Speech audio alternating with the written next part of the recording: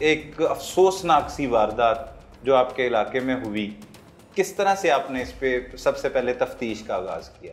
22 मई को सुबह हमें एक 150 कॉल मौसूल हुई जो कि तनवीर ने की कॉल, और जिसमें उसने बताया कि मेरे हकीकी बेटे को 6 साल जिसकी उम्र है, गुलाम मुस्तफ़ा उसका नाम है, उसको मेरे हकीकी वालिद यानी कि गुलाम मुस्तफ़ा के दादा ने कत्ल कर दिया। सगे दादा ने कत्ल कर दिया। और उसकी जो डेड बॉडी है उसने गंदा नाला, ये जो चाइना स्कीम है, यहाँ पे फेंक दी है। तो हम फौरी तौर पे मौके पे पहुँचे तो वहाँ पे वाकई ही कॉलर मौजूद था और एक 6 साल के बच्चे की डेड बॉडी मौजूद थी। वहीं पे मौके पे मौजूद थी, और उसको बच्चे के गले में एक सुर्ख और सफ़ेद रंग का रुमाल था। उसी के साथ उसको बच्चे को गला दबा के बच्चे की मौत वाक़ई हुई थी। ओहो, फंदा दे के उसको कत्ल किया गया। इसका जो हकीकी दादा है, नज़ीर अहमद जिसका नाम है, वही इस बच्चे का असल में कातिल है, और उसी के ही उसके ऊपर ही इसकी FIR दर्ज हुई, नामजद। अच्छा, मुकदमा कत्ल का उसके खिलाफ ही दर्ज हुआ। ठीक है। और उसमें इस बात का भी इंकशाफ हुआ कि कत्ल की जो वजह ये है कि जो मकतूल गुलाम मुस्तफ़ा बच्चा था, उसकी वालदा के साथ यानी कि अपनी बहू के साथ नज़ीर अहमद उसको मजबूर करता था। अच्छा। ताल्लुकात के लिए, और अपने बेटे को मजबूर करता था कि तुम इसको तलाक दे दो और मैंने तुम्हारी बीवी के साथ निकाह करना है। अच्छा। और इसी वजह से, इसी रंजिश में, इसी रंजिश पे वो अपने पोते को अगवा करके ले गया।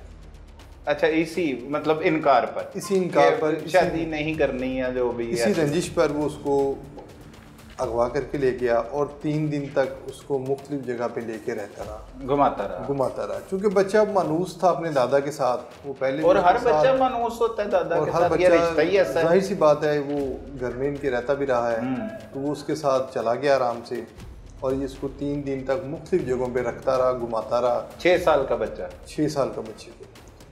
और फिर 21 तारीख को रात तकरीबन कोई 10 बजे के करीब इसने आखिरी मर्तबा अपने बेटे को कॉल की, तनवीर को, और उसको कहा कि तुम इसको, और उस छोटे बच्चे की, गुलाम मुस्तफ़ा की, अपने वालिद से बात करवाई और उसको धमकी दी कि तुम इसको जो है अपनी बीवी को छोड़ दो, तो मैं इस बच्चे को तुम्हारे हवाले कर दूंगा। अच्छा।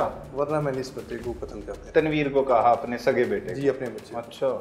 और फिर उसके कुछ देर बाद ही इसने उसी रुमाल के साथ जो इसके ज़ेरे इस्तेमाल था, उसने इनकार किया इस बात से। उसने इनकार किया कि ऐसा नहीं हो सकता। और फिर उसी इनकार पर इसके पास जो अपना रुमाल था, जो इसने अपने गले में रखा हुआ था, जिसके गले में ये डालता था, उसी रुमाल के साथ इसने उस बच्चे को गले में डाल के और उसको फंदा दे के गले से उसको दबा के उसी रुमाल के साथ तो उसको जो है बच्चे को कत्ल किया। सही। और ख़ुद मौके से फ़रार हो गया। जब बच्चा 3 रोज़ तक इसके पास रहता है और वो बच्चे को अगवा कर लेता है, दादा ले जाता है, इनकी मर्ज़ी से तो नहीं लेके जाता, बाहर से या घर के बाहर से ले जाता है, तो ये कोई अंदराजे मुकदमा के लिए दरख्वास्त नहीं दायर करते या पुलिस को इतला नहीं देते उस हवाले से? असल में चूँकि वो इनके घर का ही फ़र्द था और बच्चा पहले भी उसके साथ चला जाता था, और शायद इसके बेटे को भी ये उम्मीद नहीं थी कि ये मेरे बच्चे को और अपने पोते को कत्ल कर सकता है, या उसके साथ इतनी नुकसान पहुंचा सकता है, इतनी घिनौनी हरकत कर सकता है। तो वो बस इनके साथ आपस में गुफ्तगू होती रही इनकी बाप बेटे की कि तुम घर में ले आओ, और ये इसको यही कहता रहा है पहले शुरू में कि मैं इसको घर ले आऊँगा, मैं ले आता हूँ, ये मेरे साथ है। और फिर इसने बच्चे की बात भी करवाई वालिद के साथ, जिसमें उसमें बच्चे ने बताया कि मैं दादा के साथ हूँ, हम रात कभी हॉस्पिटल में गुजारते हैं, कभी रेलवे स्टेशन पे गुजार लेते हैं, खाना शाना भी खा लेते हैं।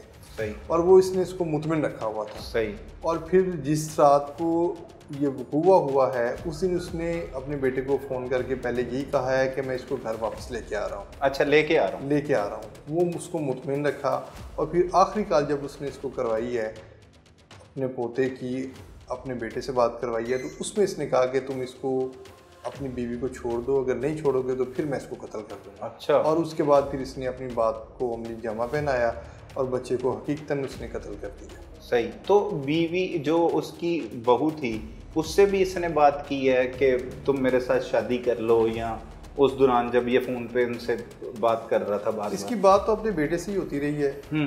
और इसकी जो मकतूल की वालदा है, मकतूल जो बच्चा है इसकी जो वालदा है और इसकी जो बहू थी, उसको भी हमने शामिल तफ्तीश किया था। उसने भी अपना बयान दिया है कि ये मुझे हरासा करता था। अच्छा। और मजबूर करता था और मेरे इनकार पे इसने मेरे बच्चे को कत्ल किया। सही।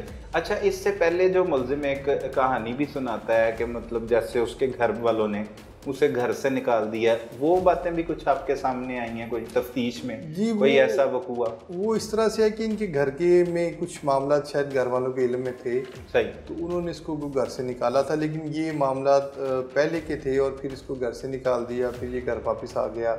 तो इसकी फैमिली के अंदर ये टेंशन तो थी या ये मामला हो तो रहे थे, लेकिन ये चूँकि माशरे में हमारे में ये इस तरह के मामला शायद रिपोर्ट होते नहीं हैं, या उनको रिपोर्ट करना हम इंसल्ट समझते हैं, या जो भी उनके पीछे वजूहात थी वो उस वजह से वो मामला रिपोर्ट नहीं हो सके। सही। जिसकी वजह से फिर ये मामला मज़ीद ख़राब हुए और फिर जब ये वापस आया उनसे माफ़ी मांग के कि मुझे आप घर में रहने दें और मैं आज के बाद ऐसी हरकत नहीं करूँगा, तो शायद ये आया ही इसी इरादे पे वापस था कि मैं इनको कोई नुकसान पहुँचाऊँ और फिर इनके बच्चे को लेके जाना और फिर आखिर में उसको कत्ल करना। ये इसकी जो है इसकी ज़हनी तौर पे जो है इस बात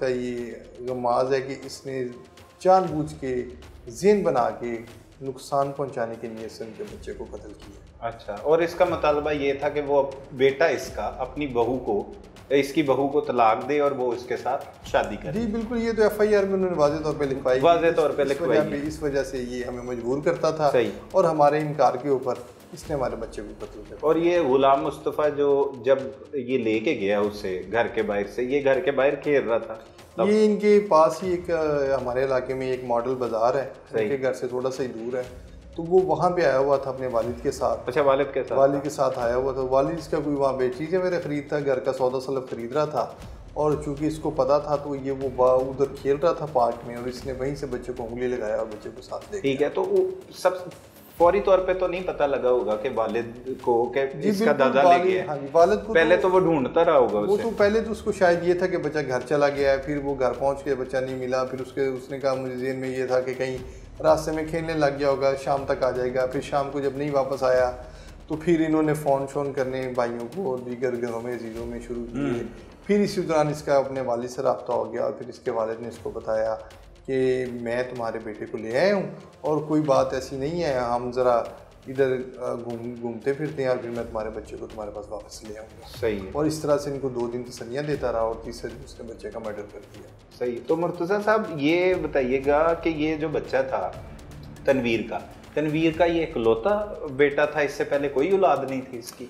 तनवीर का ये वाहद जिंदा बच्चा था। इससे पहले कोई शायद उसके कोई 2-3 बच्चे थे, लेकिन वो अवाइल में ही उम्री में कुछ शायद कुछ चंद दिन का होके या कुछ चंद माह का होके फौत हो जाता था। अच्छा। ये उसकी वाहद नरीना औलाद थी, इसके अलावा उसकी कोई औलाद नहीं है। ये उसका वाहद बच्चा था जिसकी उम्र 6 साल थी और इसके अलावा उसकी कोई औलाद नहीं। और वो बदबख्त ने अपने ही पोते को और उसने अपनी नस्ल को खुद ही ख़त्म कर दिया। ओहो हो।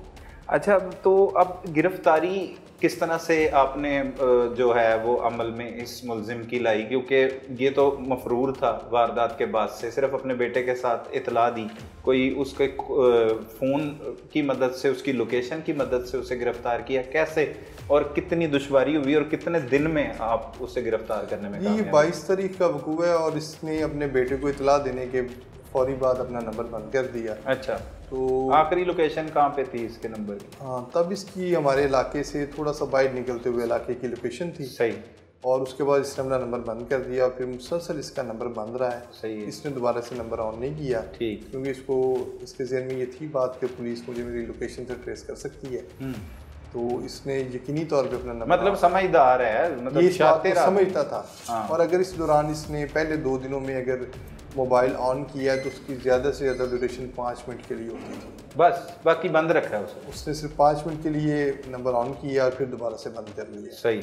तो उसके बाद हमने जो है इसकी तलाश जारी रखी। मुमकिन तौर पे जिन जगहों पे ये जा सकता था, मिल सकता था, लाहौर के जो दाखिली और खारजी रास्ते थे वहाँ पे हमने चेकिंग स्टार्ट करवाई।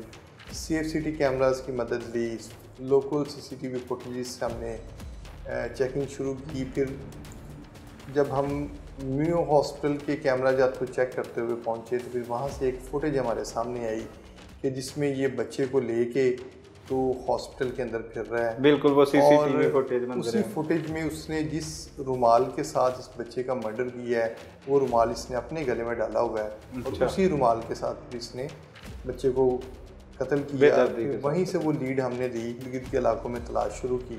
सही। और फिर 29 तारीख को सुबह फर्स्ट टाइम हमें इस चीज़ की इतला मिली कि इसकी एक जगह पे मौजूदगी की हमें इतला मिली। फिर वहाँ पे हमने रेड किया और उसको बाद काफ़ी दुश्वारी और जद्दोजहद के बाद हमने इसको चेज़ करके बाकायदा इसको हमने गिरफ्तार। कत्ल की वारदात के 5वें या 6ठे रोज़ आप इसे जी 22 को ये हुआ हुआ, तकरीबन 29 तारीख को हमने इसको गिरफ्तार कर लिया।